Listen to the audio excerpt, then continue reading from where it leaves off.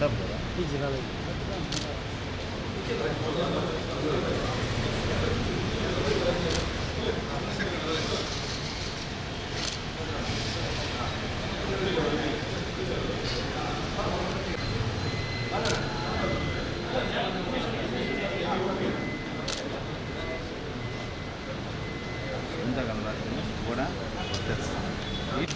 ಒಂದು ನಿಮಿಷ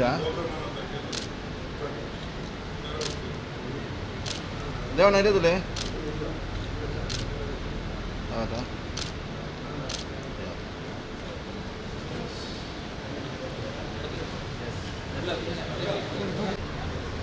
ಐತಿಹಾಸಿಕವಾದಂಥ ಇತಿಹಾಸ ಪ್ರಸಿದ್ಧವಾದಂಥ ಭಕ್ತರ ಬೇಡಿಕೆಗಳನ್ನು ಪವಾಡದ ರೀತಿಯಲ್ಲಿ ಅನುಗ್ರಹಿಸುತ್ತಿರುವಂಥ ಕಾಪುವಿನ ಅಮ್ಮ ಮಾರಿಯಮ್ಮನ ದೇವಾಲಯ ದಕ್ಷಿಣ ಭಾರತದಲ್ಲಿ ಅತಿ ಸುಂದರವಾಗಿ ವಾಸ್ತುಗೆ ಅನುಗುಣವಾಗಿ ಇಡೀ ಧಾರ್ಮಿಕ ಕ್ಷೇತ್ರಕ್ಕೊಂದು ಮೆರುಗು ನೀಡುವ ರೀತಿಯಲ್ಲಿ ಸುಮಾರು 99 ಕೋಟಿ ರೂಪಾಯಿ ವೆಚ್ಚದಲ್ಲಿ ಕಾಮಗಾರಿ ನಡೆದು ನಾಳ್ದು ಫೆಬ್ರವರಿ 25ರಿಂದ ಮಾರ್ಚ್ 5ರವರೆಗೆ ವಿಜೃಂಭಣೆಯಿಂದ ಬ್ರಹ್ಮಕಲಶೋತ್ಸವ ನಡೀಲಿಕ್ಕಿದೆ. ಇದರ ಪೂರ್ವಭಾವಿಯಾಗಿ ಈಗಾಗಲೇ ತಾಯಿಯ ಪ್ರೇರಣೆಯಂತೆ ಸ್ವರ್ಣಗದ್ದುಗೆ ಸುಮಾರು 15 ಕೋಟಿ ರೂಪಾಯಿ ವೆಚ್ಚದ ಸ್ವರ್ಣಗದ್ದುಗೆ, ರಜತ ರಥ, ಎಲ್ಲ ಮುಖ ಮತ್ತು ಆಭರಣಗಳು ಸ್ವರ್ಣಮಯ ಮತ್ತು ಉಚ್ಚಂಗಿ, ಅಲ್ಲಿ ರಕ್ಷಣೆ ಮಾಡುವಂಥ ಕ್ಷೇತ್ರದ ರಕ್ಷಣೆ ಮಾಡುವಂಥ ಉಚ್ಚಂಗಿಯ ಪಾದುಕೆ ಸ್ವರ್ಣ ಹಾಗೂ ಅವರ ಮುಖ ಮತ್ತು ಅವರ ಪೀಠ ಸ್ವರ್ಣ ಗದ್ದುಗೆಯನ್ನು ಕೂಡ ಮಾಡಲಾಗಿದೆ. ಅಯೋಧ್ಯೆಯ ಮಾದರಿಯ ಒಂದು ಗಂಟೆ ಕೂಡ ಒಬ್ಬ ಭಕ್ತ ಸುಮಾರು 40 ಲಕ್ಷ ರೂಪಾಯಿ ವೆಚ್ಚದಲ್ಲಿ ಆ ಗಂಟೆಯನ್ನು ಕೂಡ ಮೊನ್ನೆ ಕರ್ನಾಟಕ ರಾಜ್ಯದಲ್ಲಿ ಪ್ರಥಮ ಗಂಟೆ ಅಷ್ಟು ದೊಡ್ಡದು ಆ ದೇವಾಲಯಕ್ಕೆ ಅರ್ಪಣೆ ಮಾಡಿದ್ದಾರೆ.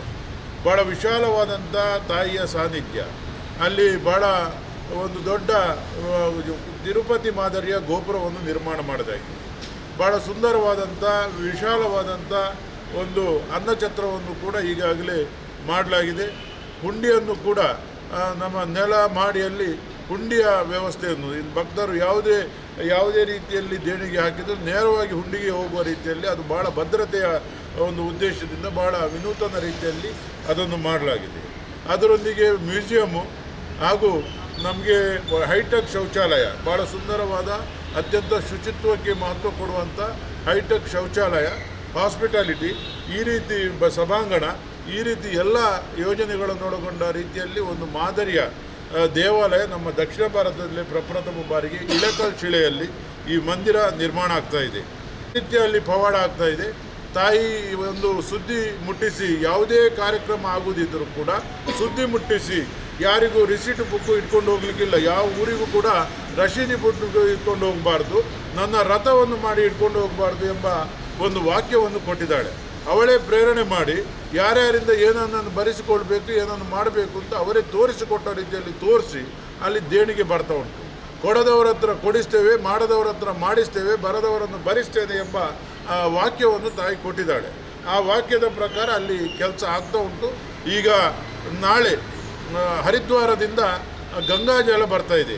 ನಿನ್ನೆ ಕುಂಭ ಹುಣ್ಣಿಮೆಯ ಪವಿತ್ರ ದಿನ, 144 ವರ್ಷದ ನಂತರ ಅಲ್ಲಿ ಗಂಗಾಜಲದಲ್ಲಿ ಏನು ಪವಿತ್ರದ ಸ್ನಾನ ಮಾಡುವಂಥ ಒಂದು ಗಂಗಾಜಲದಲ್ಲಿ ಯಾವ ಕಾರ್ಯಕ್ರಮ ಆಗ್ತಾ ಉಂಟು, ಅದಕ್ಕೆ ಪೂರಕವಾಗಿ ಅಲ್ಲಿಯ ಹರಿದ್ವಾರದ ಗಂಗಾಜಲ ನಮ್ಮ ಸಾನ್ನಿಧ್ಯಕ್ಕೆ ಬರಬೇಕು ಎಂದ ತೀರ್ಮಾನದೊಂದಿಗೆ 9 ಕೊಡದಲ್ಲಿ 9 ಲೀಟರ್ ನೀರನ್ನು ಹಾಕಿ ಆ ಗಂಗಾಜಲ ನಾಳೆ ವಿಶೇಷ ವಿಮಾನದ ಮೂಲಕ ನಮ್ಮ ಬಜ್ಪೆಗೆ ಬರ್ತದೆ. ಅಲ್ಲಿಂದ ವಾಹನ ಜಾಥದ ಮೂಲಕ ನಮ್ಮ ಕಾಪುಗೆ ಬಂದು ಸಾವಿರ ಸೀವದ ಒಡೆಯ ಆ ಜನಾರ್ದನ ಸನ್ನಿಧಾನದಲ್ಲಿ ವಿಶೇಷ ಪೂಜೆ ಮಾಡಿ ಮತ್ತು ಬ್ರಹ್ಮಕಲಶೋತ್ಸವ ಸಂದರ್ಭದಲ್ಲಿ ಅದನ್ನು ಅಲ್ಲಿ ಅಭಿಷೇಕ ಮಾಡೋದು ಅಂತ ನಾವು ತೀರ್ಮಾನ ಮಾಡಿದ್ದೇವೆ.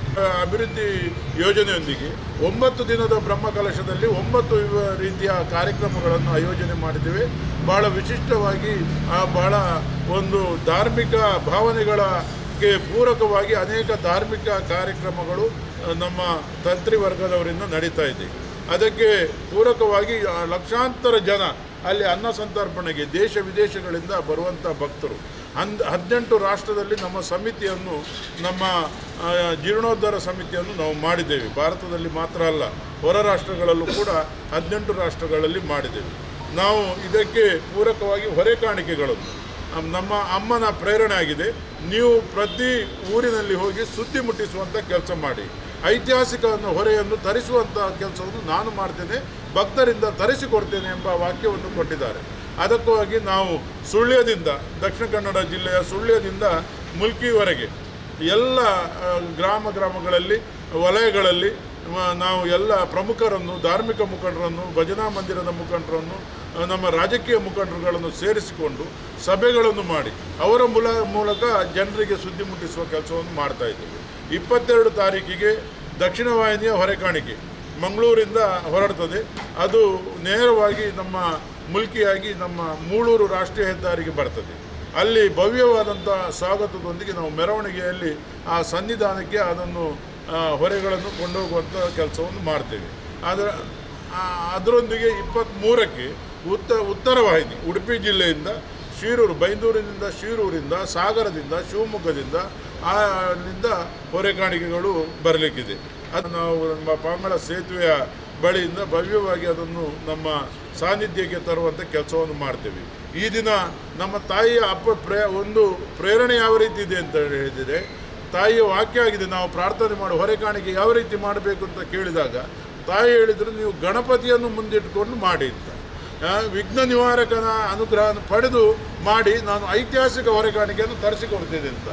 ಏನು ಒಂದು ಕಾಕತಾಳೀಯ ಅಂತ ಹೇಳಿದರೆ, ಇವತ್ತು ಪ್ರಥಮ ಕಚೇರಿ, ನಾವು ಕಾಪುವಲ್ಲಿ ಕೂಡ ಕಚೇರಿ ಮಾಡಿಲ್ಲ, ಪ್ರಥಮ ಕಚೇರಿ ಇವತ್ತು ಶರವು ಗಣಪತಿಯ ಸಾನ್ನಿಧ್ಯದಲ್ಲಿ ನಡೆದಿದೆ ಅಂತ ಹೇಳಿದರೆ ಅದರ ಒಂದು ತಾಯಿಯ ಯಾವ ರೀತಿಯ ಪವಾಡ ಇದೆ, ಅನುಗ್ರಹ ಇದೆ ಅಂತ ನಾವು ಊಹಿಸಲಿಕ್ಕೆ ಅಸಾಧ್ಯ. ಆದ್ದರಿಂದ ಎಲ್ಲ ಭಕ್ತಾದಿಗಳಲ್ಲಿ ನಾವು ವಿನಂತಿ ಮಾಡಿಕೊಳ್ತಾ ಇದ್ದೇವೆ, ನಮ್ಮ ಈ ಭಕ್ತಾದಿಗಳು ಆ ಹೊರೆ ಕಾಣಿಕೆಗಳನ್ನು ತಾವು ಸಮರ್ಪಣೆ ಮಾಡೋ ಮೂಲಕ ಲಕ್ಷಾಂತರ ಜನರಿಗೆ ಪ್ರಸಾದದ ರೂಪದಲ್ಲಿ ನಿಮ್ಮ ಆ ಕಾಣಿಕೆ ಎಲ್ಲರಿಗೂ ತಾಯಿ ಅನುಗ್ರಹಿಸಿ ಕೊಡ್ತಾ ಇದ್ದಾಳೆ.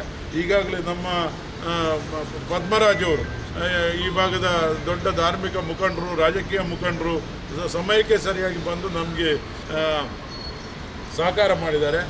ಅದೇ ರೀತಿ ಶರವು ದೇವಾಲಯದ ಆಡಳಿತ ಮುಕ್ತೇಶ್ವರರಾದಂಥ ರಾಘವೇಂದ್ರ ಶಾಸ್ತ್ರಿಜಿಯವರು ಸ್ವತಃ ಮುಂದೆ ಬಂದು, ನಾನು ನಿಮಗೆ ಕಚೇರಿ ಕೊಡ್ತೇನೆ, ನೀವು ಮಾಡಬೇಕು, ಆ ತಾಯಿಗೆ ಇಲ್ಲಿಂದ ಹೊರೆ ಹೋಗಬೇಕು ಎಂಬ ಭಾವನೆಯಿಂದ ನಾನೇ ವಿಸ್ಮಯ ಆಗಿದ್ದೇನೆ. ಅವರ ಬಾಯಿಂದ ಯಾವ ರೀತಿ ತಾಯಿ ಹೇಳಿಸಿದ್ದಾಳೆ, ಅದೊಂದು ಅದ್ಭುತ. ಅದೇ